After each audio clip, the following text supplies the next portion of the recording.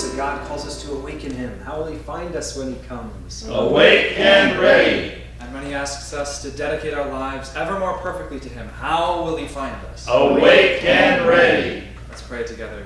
Divine Mother, Divine Mother, Heavenly Father, Heavenly Father, dearest friend, dearest friend, beloved God, beloved God, great masters, great Master, Jesus Christ, Jesus Christ, Babaji Krishna, Babaji Krishna, Lahiri Mahashaya, Lahiri Mahashaya, Swami Shri Yukteswar, Swami Shri Yukteswar, Paramahansa Yogananda, Paramahansa Yogananda, great saints of all religions, great saints of all religions, we bow before you all. we bow before you all. We will reason, We will reason, we will we will, and we will act. and we will act. But guide thou our will, But guide thou our will, reason and activity reason and activity, to the right path in everything. to the right path in everything. We are thy children. We are thy children. Bring us home to thee. Bring us home to thee. Oh, Peace. peace. Amen. Amen.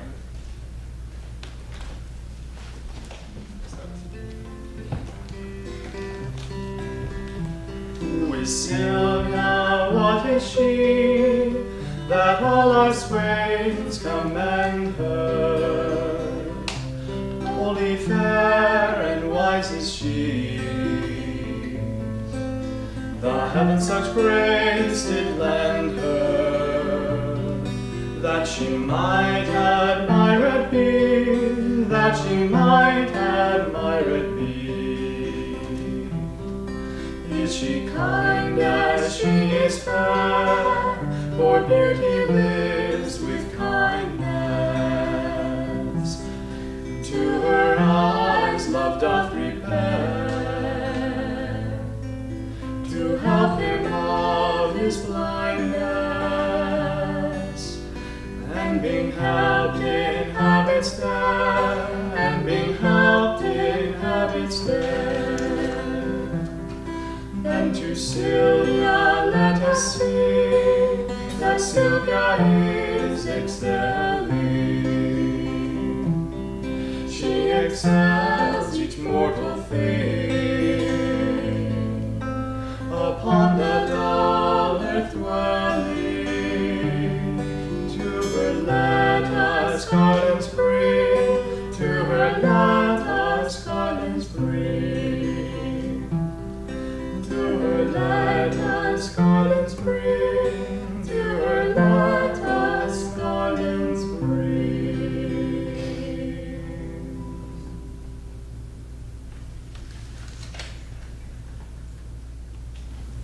Let's continue to meditate as we listen to these words from affirmations for self-healing on our quality for this week, which is self-confidence. Self-confidence, as it is normally understood, calls to mind images of army generals and cowboy heroes, people in short who know their blacks from their whites. But life's alternatives are usually much more complex. Self-confidence on the spiritual path is of another order altogether. It means confidence in the inner self, not in the ego. It means living from within, living by truth rather than by opinions. It means living by what God wants, not by what man wants. Thus it means living by faith, in the sure knowledge that although man is fallible, God is infallible. Let's affirm together, first in a strong voice, and then we'll do it a little softer, a whisper, and finally mentally. I live in the assurance of God's truth within. I live in the assurance of God's truth within. In my inner self. In my inner self. And not in the opinions of others. And not in the opinions of others. Lies true victory. Lies true victory. I live in the assurance of God's truth within. I live in the assurance of God's truth within. In my inner self. In my inner self. And not in the opinions of others. And not in the opinions of others. Lies true victory. Lies true victory. Now in a whisper, I live in the assurance of God's truth within. I live in the assurance of God's truth within. In my inner self. In my inner self. And not in the opinions of others. And not in the opinions of others. Lies true victory. Lies true victory. Now let's do it mentally.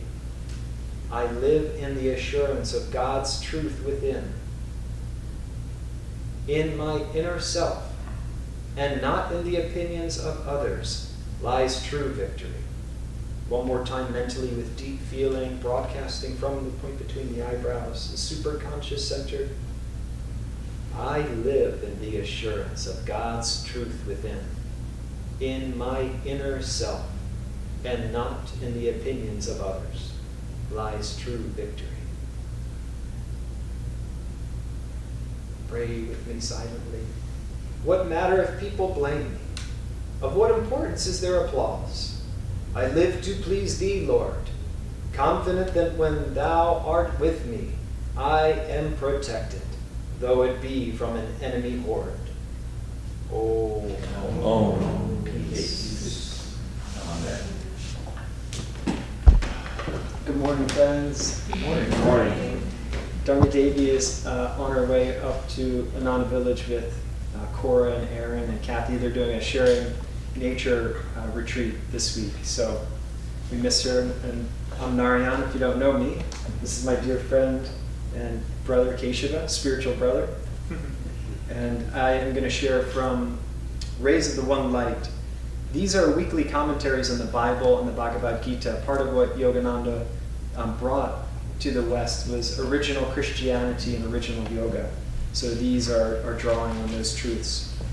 And this week's reading is called Many Are the Pathways to Truth. Truth is one and eternal. Realize oneness with it in your deathless self within. The following commentary is based on the teachings of Paramhansa Yogananda. On the dedication page of Swami Kriyananda's book, The New Path, appears the following account. A group of Paramhansa Yogananda's disciples had gone with him to see a movie about the life of Gyandev, a great saint of medieval India. Afterwards, they gathered and listened to the master explain certain subtler aspects of that inspiring story. A young man in the group mentioned another film he had seen years earlier in India about the life of Mirabai, a famous woman saint. If you'd seen that movie, he exclaimed, you wouldn't even have liked this one. The guru rebuked him. Why make such comparisons? The lives of great saints manifest in various ways the same one God. The Bible contains a similar account in the Gospel of St. Luke, chapter 9. And John said, Master, we saw one casting out devils in thy name, and we forbade him, because he followeth not with us. And Jesus said unto him, Forbid him not, for he that is not against us is for us. The more central a truth, the greater the number of contexts in which it can be applied. Truth is like a pure white light, containing within itself the full spectrum of the rainbow. Let no one tell you what your path to God ought to be. Many are the paths. Select your own according to the dictates of your own nature, no matter how out of step that puts you with other people. Sri Krishna, in the 3rd chapter of the Bhagavad Gita, states, trying even unsuccessfully to fulfill one's own spiritual duty, dharma, is better than pursuing successfully the duties of others. Better death itself in the pursuance of one's own duties. The pursuance of another's duties is fraught with spiritual danger. Thus, through Holy Scripture, God has spoken to mankind. Om. Om. Om.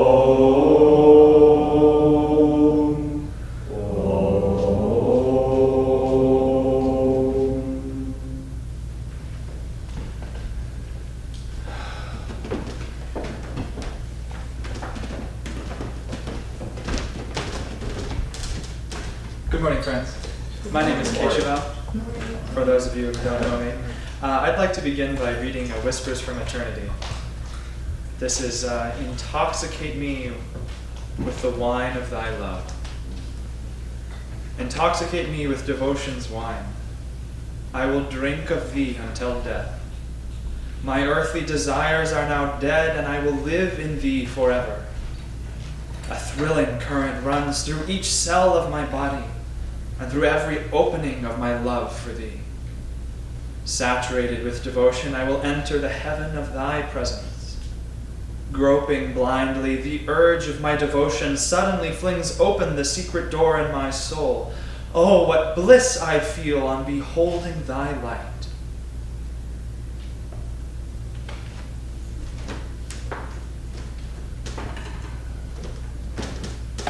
Well, thank you all for being here. It's a real pleasure. So our topic today, Many Are the Paths to Truth, is an interesting one.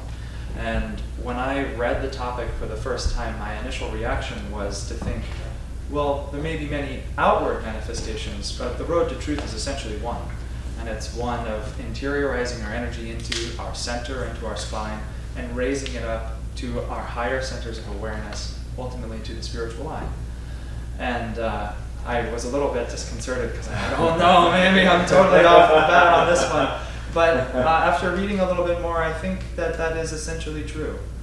And the outer manifestation is what varies from person to person, from religion to religion, from age to age, yuga to yuga even. But essentially, we're all a part of the great momentum of what is called Sanatan Dharma, the eternal truth. And that eternal truth is that we are all children of light. We are all children of the great infinite consciousness. And that all we need to do is wake up to that reality. And how it is that we wake up is that process I described of interiorizing our energy and uplifting that energy within our own spines. Now, how we go about doing that becomes the individual part. Therein lies the many paths. I sort of like to think of this as a mountain. And the spiritual path has been equated to climbing a mountain many times, so I'm not the first one to say this. But if we think about climbing a treacherous mountain, say like Mount Everest, which poses many technical difficulties as well as physical strain, if I were simply to show up at base camp and without any knowledge just arbitrarily strike out, the chances of my success would be fairly small, wouldn't they? But if I were to find a guide who had climbed the mountain successfully once, many times, and had successfully guided countless others up to the top of this mountain, and I found that guide and he offered to help take me to the top of that mountain, now my chances of success are growing stronger. And that guide has been equated to the guru. The guru is our guide on the spiritual path. And if in even worldly wisdom it's considered practical to seek out a guide for something as mundane as climbing a mountain, Swami Kriyananda says, how much more practical then is it to seek out a guide, a guru, when pursuing something so much more meaningful like the spiritual path? So many are the paths to truth, and truly it is an individual process, because what may uplift and inspire me may detract from someone's spiritual power in their own life. What may, for example, for someone to live a cloistered life, off in a monastery, might be incredibly inspiring. And in that silence, that calmness, they may find the presence of God as calmness within themselves. But for someone with perhaps more of a bent for activity, being cloistered away might feel like they're suffocating, and their energy would gradually degrade and degrade until at last they may leave the spiritual path altogether. For that person, a life of dynamic service for the upliftment of their fellow man might be the way for them. And so it is that each of us need to find our own expression, even within the same path. Even if you think that Yogananda is your guru and you follow his teachings, your version of the spiritual path will be different from mine. On that note, actually, I have a funny story to share. When I was up at Ananda village, I had lunch meeting with Asha, who's a longtime minister of Ananda and a very inspiring soul. And I had lunch with Zoe, who's my girlfriend, and we were talking with Asha, and she was sharing some inspiration with us. And then out of the blue, she took a sudden left turn and turned to Zoe and said, "Now, Zoe, it's really important that you find what the spiritual path means to you, and that you don't feel that it has to be exactly what Keshava thinks it is. Because let's face it, Keshava is a bit of a fanatic."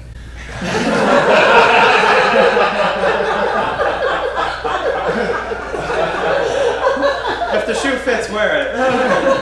I went and looked up the definition of a fanatic, and it has many, but one of which was someone who believes in something single-pointedly. And I thought, well, yeah, I'm a fanatic. So Many are the pathways to fanaticism. many are the pathways to fanaticism. Yes.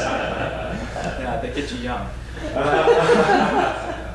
So all that to say, we share the spiritual path with one another, not as a necessity to lockstep with one another and march towards eternal freedom like an army, but rather it's to hold up the mirror to one another, to constantly reflect back that same light to inspire one another. For example, I've been serving with Narayan and Dharma Devi vigorously for a little over the last year, and I find it really interesting that all three of us have a little bit different nature. Narayan, to me, epitomizes a karma yogi. He has endless energy for service. And one day after a particularly long week, I think of about like 10 or 12-hour days every day together, we were driving back in the car, and he was really peppy, and I was feeling a little down. And I said, Narayan, I just have to say, I really admire your energy. And he said, well, service gives me energy. And it wasn't like he was putting out some tremendous will, though I think he was as well, but it was giving him energy, that power, that inspiration to rise spiritually. And for myself, I think I'm of a very devotional bent.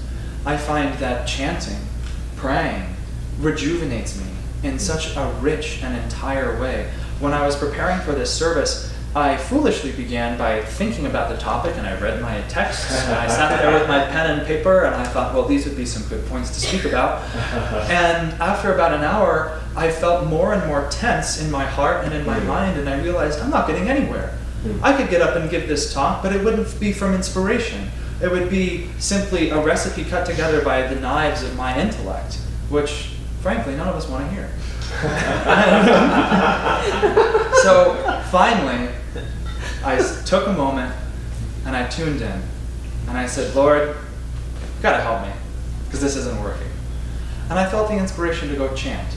I have a deep love of chanting Master's chants. I've been a musician my whole life, and music sings to me. Music sings through me. And I found a list recently that tells of a divine quality that Yogananda said is associated with every one of his chants. And I really recommend you take a look at this list sometime if you feel inspired. Because, for example, the chant Desire, My Great Enemy, which we just chanted together, is one of my personal favorites. And he said it's for removing and being free from all material desires and delusions. Such freedom. And when I knew that, then when I sing the chant, I could try and get into the vibration and try and attune myself to that essential truth within that chant. It's a very powerful practice. So last night I sat down and I decided to chant the chant for wisdom. And I chanted for about 15-20 minutes, and I could feel the music beginning to resonate in my body and my heart and my mind. And then I moved into a few other chants, and by the time I was finished, I meditated, and I stood up at the end of my meditation, and I thought, I know what I'm going to speak about. I had no idea what I was going to speak about, but I felt an inspiration, a guidance, a sense of knowing that this is the direction that I should be moving in. I didn't have a list of topics that I wanted to speak on, but that's the nature of the spiritual path. It's not that you wake up in the morning and your guru sends you a to-do list out of your fax machine and says, okay, now this is what I want you to do and exactly in this order. It's a constant flow of inspiration, and one that requires that we always tune in and we're always listening. Because as Yogananda said, the divine is constantly whispering us. That's the name of the title of this book, Whispers from Eternity. And all it requires is that we attune ourselves to receive that guidance.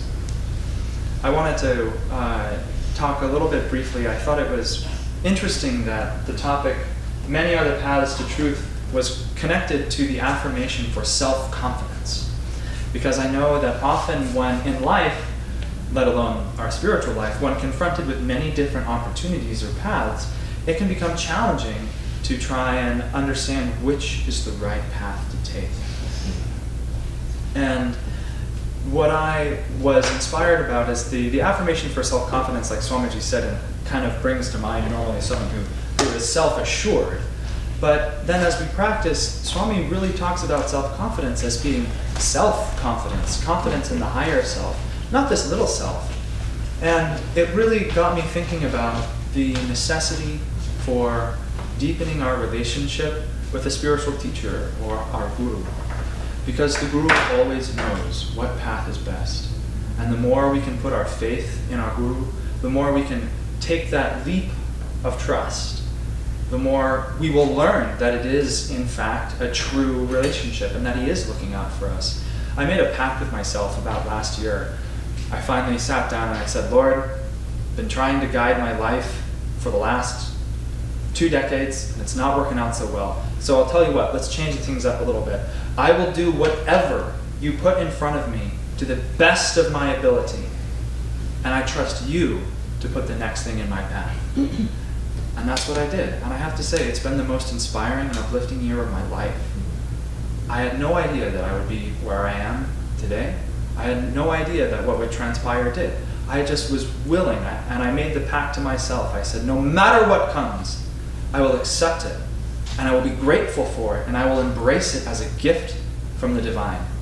And that takes a little bit of doing, because it's easy to embrace the gift from the divine when someone gives you a new car for Christmas or something like that. Then it's easy to say thank you, Lord. But what about when the days are rainy, when the days are hard, when the days are long, or when difficulty seems to strike on all sides, or when someone you love seems to be having a hard time? How can that seem to be a gift from God? Well, every circumstance is neutral. Yogananda said that. Circumstances are neutral. It is merely our reaction to them that makes them good or bad.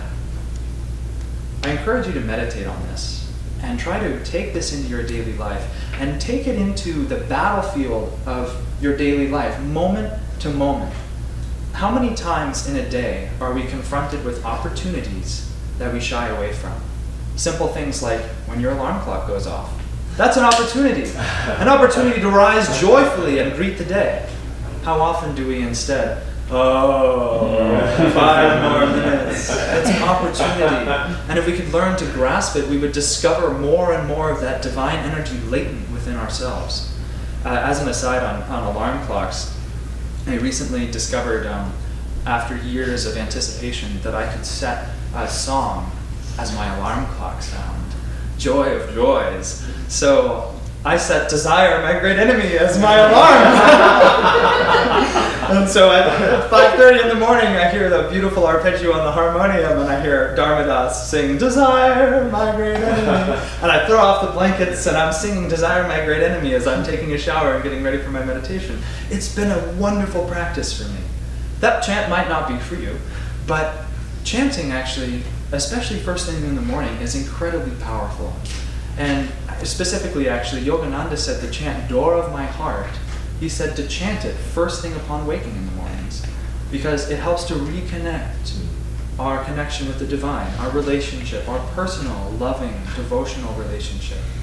And once we have that, then come what may. Isn't it true that when we love someone, we're willing to do anything for them? When you really love? And willingness is really the true secret to success and energy in any field. Even physical strength is completely dependent upon willingness. Take, for example, when a mother picks up a car to save her child who's pinned underneath it. From a physiological perspective, she should have no right to be able to do that, and yet it's done. How is that? It's because she loves. And in that love, there is an infinite flow of willingness. And so, devotion, cultivating devotion for whatever it is that you're doing, for God, for Guru, for the spiritual path, for seeing God and Guru in everything that you do and everything that's right in front of you, will help you cultivate that willingness, that energy, and therefore that success, both in what you're doing spiritually, but also, in what you're doing worldly, but also spiritually. I've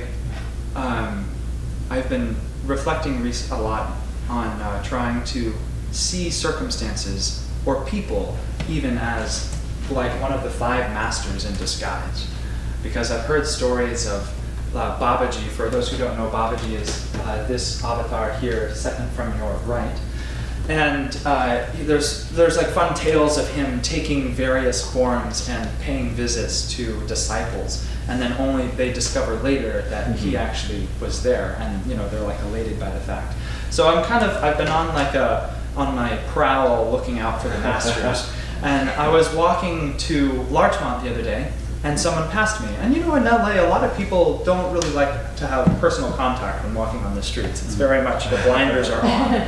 And I'm making a practice of trying to greet people on the street energetically, if not more than that.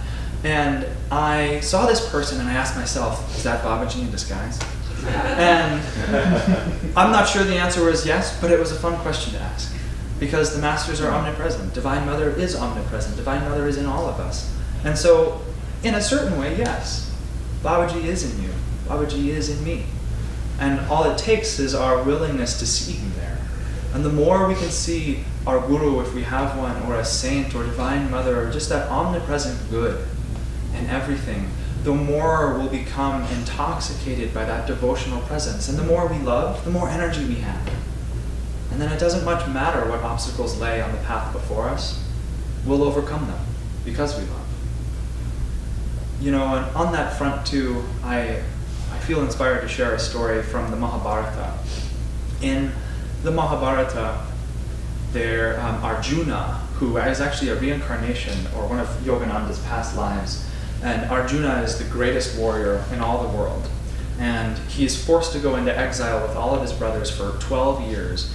And during that time, he disguises himself and becomes an advisor at a nearby king's court.